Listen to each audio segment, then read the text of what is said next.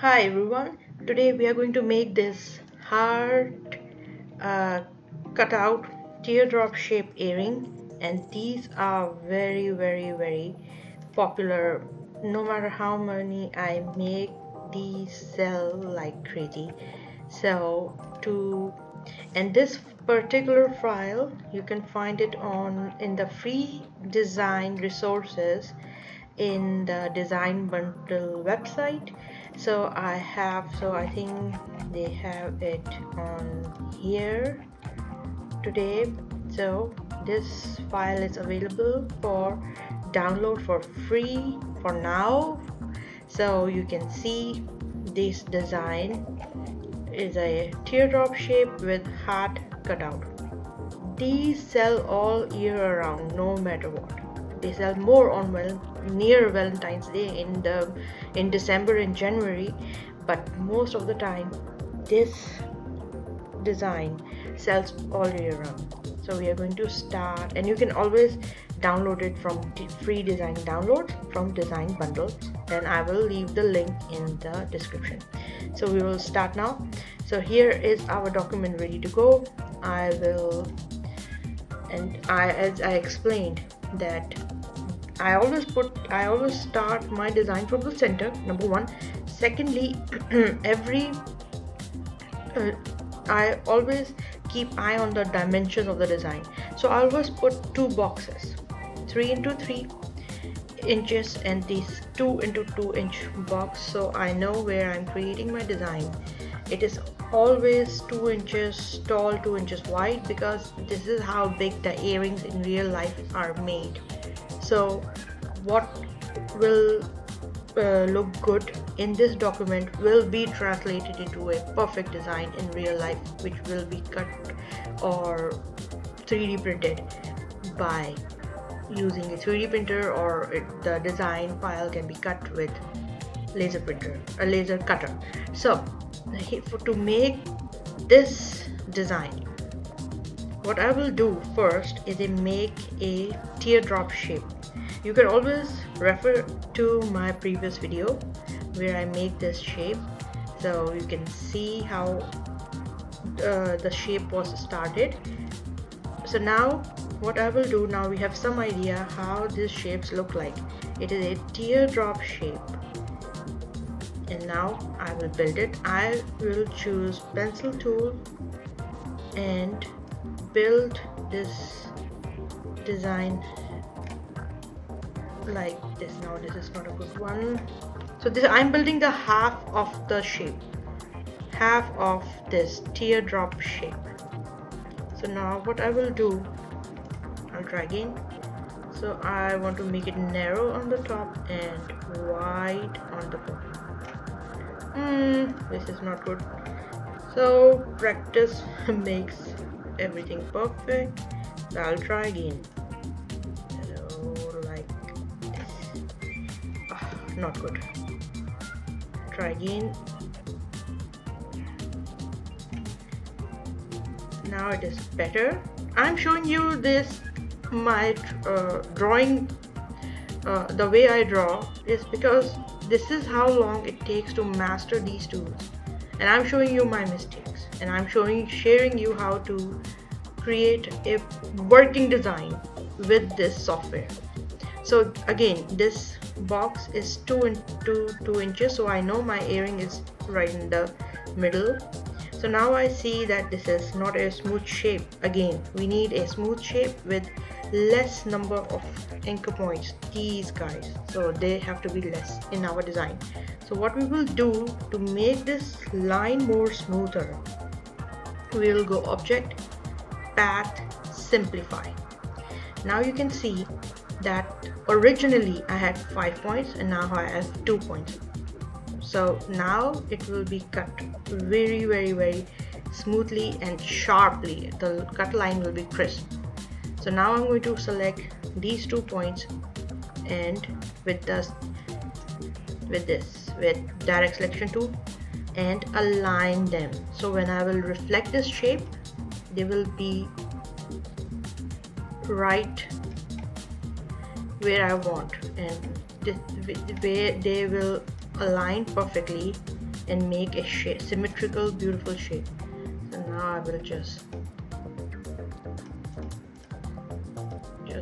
put it like that, and now I will reflect this. Now I'm happy with this shape, and I'm going to now reflect this shape. So what I will do, you can also go to select the object first, select object, transform, and then reflect. Reflecting it will reflect this shape, and I will make a copy. So copy will be reflected, and with the help of arrow key I'll bring this shape on the other side of the half. I'll turn my guides so you can see what is going on. Turn off this box. So now these two shapes are exactly opposite to each other, and there is some conflict in this one. So just to be sure that they are perfectly aligned, I will select both of these shapes, go to align tool here and choose align to selection. Align to selection only works on the design you are working on. It only aligns objects with the elements of design. So I'm going to choose select both of them and then vertically align center. So now I know that they are where I wanted and they are symmetrical. Now these are two separate lines. Now we need to join them to make a teardrop shape. For that I'm going to choose my direct selection tool and choose these 2 points, these 2 anchor points like that, and I'm going to join them. To join perfectly, I'm going to go into this pencil tool menu and choose join tool. So now I will hover over it, and now it will join it perfectly. Now I want you to look at the anatomy of this thing. So if I select this one top part with this direct selection, so you can see there is one anchor point, this is what we need, because too many anchor points will destroy the design. Now I will go on the bottom part and again look at the situation here, and we'll see that on the bottom we have 2 again anchor points, and we will join them like that. So zoom out and we'll see our teardrop shape is ready. Here you go. And this is a path, this is a line, this is not an object which has no anchor points. It has anchor points, and this is a line. And here on our layers menu we can see this is a path. So I always copy and paste, so I keep that in the shape in the record, so in the future if I need to use it again I will have it. Now I will change this from path to fill, and now this is a nice shape which we can work with. So again I will make another heart, and I made a heart here. I can use it again. I saved it. I made it in my previous video, but for purpose of this video I'll make it again. So how to make an heart, quick heart. So this is it, this is my shape. I'll just keep it on the side, and now I will build a heart. I will bring up my guide. So again pencil tool, and I will draw a nice heart, half of this shape, because we can reflect and see. So now this line work will also need finessing, and so we will go path, simplify, and make the points or anchor points less. So these are original design had 6 and now I have 3, so it's okay. I'm happy with that. As less anchor points I will have, the more smooth the design will be. So now I will just align these two anchor points, so when I will reflect the shape it will be perfect. Now I'll quickly just put it on this side, other side of the transform, reflect again. I'm going to reflect vertically and I'm going to make a copy. So here you go, your heart shape is created. I will quickly align these two by selecting align to selection and then align. Again I have to join these two parts, so I will hide my guide so you can see very well what I'm doing. These two parts, again I will select these two anchor points and select join tool, and now you can see here it is nicely joined with one anchor point. No more problematic anchor points which can destroy this design. And now I will again go to the lower part of the design and select these two anchor points and join them, so that I have now a beautiful heart shape and beautifully built heart shape. So I will again make a copy, so I have if I ruin this one I can use the one I have. So I'll change it to from stroke to I will choose make it a fill. Now you can see in your working layer that this is a, here it is chosen, it is a path. Now I will just expand it, expand, unite. Now this is more cleaner. I'll just put it on the side and make a copy by Ctrl C, Ctrl V, and I'll put it on my teardrop shape. Now this is too big, so what I will do, I will align them first right in the center, and now now look at this shape. These have like, I'm going to make this one a very simple one. So the heart is right in the middle of the teardrop shape. What I'm going to do, I'm going to lower the size and I'm going to when I will click this transformation control, I am going to also hold shift and alter. So now it will change its dimensions symmetrically, and I will bring this right in the middle where I want. So here you go, and I'm going to select both of these shapes and align them so they are right in the center. Here you go, and I'm going to make it a little bit bigger so it looks nice. So there you go, and now I'm going to align them again, horizontal align center. And so this shape is on this shape, teardrop shape.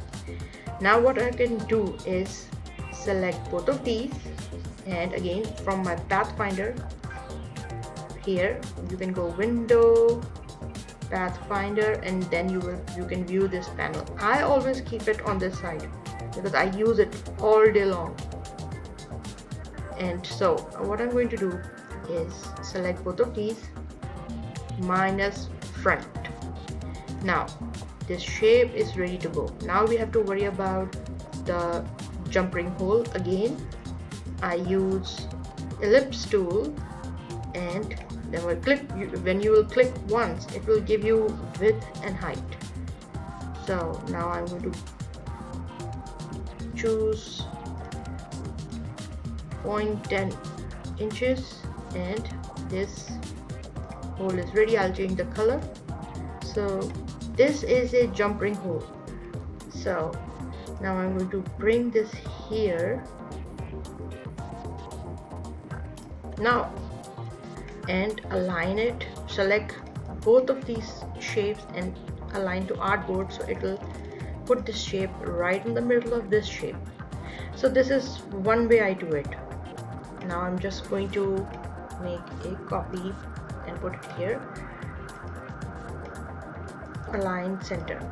Now I'm going to just punch this and I'll bring it a little bit on the top. I'm going to punch this hole through this shape. This is one way to do it. Now this earring is ready to go.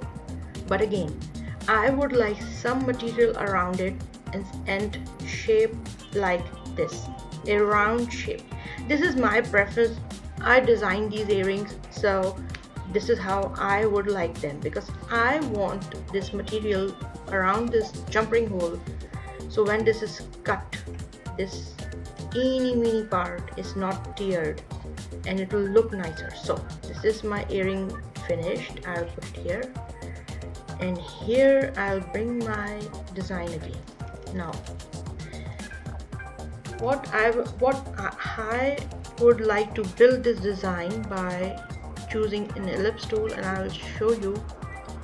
And I'll just make a extra ellipse, and I'll choose the same color as this one so I can see where my design is going. And I'll bring this jump ring hole, arrange, bring front, so I can see how much extra material I can put around this jump ring hole. And I'll make this hole a little bit bigger. Now I think this is my opinion as a product designer, that now you can see there is more material around jump ring hole than this.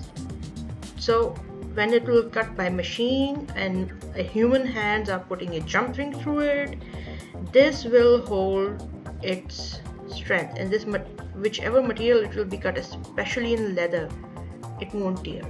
So now I want to make this design more appealing, more beautiful. So what I will do, I will choose everything, and again I keep aligning so they are nice and symmetrical, and I want to align this roundness of this ellipse with the jump ring hole. So what I will do, I will first align these two. So I will choose align to selection. So I'll choose this and I'll choose this hole, and I will align them perfectly so they look nicer, cleaner, and more finessed. So now now you can see there's this tip hanging out. Now I'm going to get rid of that because I don't want it. So you can see another color. This is the extra part which I don't want, because I want this round nice shape. So what I'm going to do, I'm going to select this shape because this is one shape. I'm going to go to my eraser tool and I'll just erase this much of this shape and maybe a little more. So it is when these two shapes will be combined, there will be no extra anchor points. So now I'm going to combine this shape with this shape and make sure that they are aligned, horizontal aligned. So now I'm going to combine these two shapes by unite, make it, and again punch. Now I'm going to punch jump ring hole through this shape. So I'm going to select this one and select this one and minus front. In my opinion, this is my opinion, which is based on my product design experience, that I think that this shape looks different, and this is a nice shape, but this one is much more better. So, and we can make it into a red color so you can see my design is finished. Here you go. And now you can see this is how I created this design. So thank you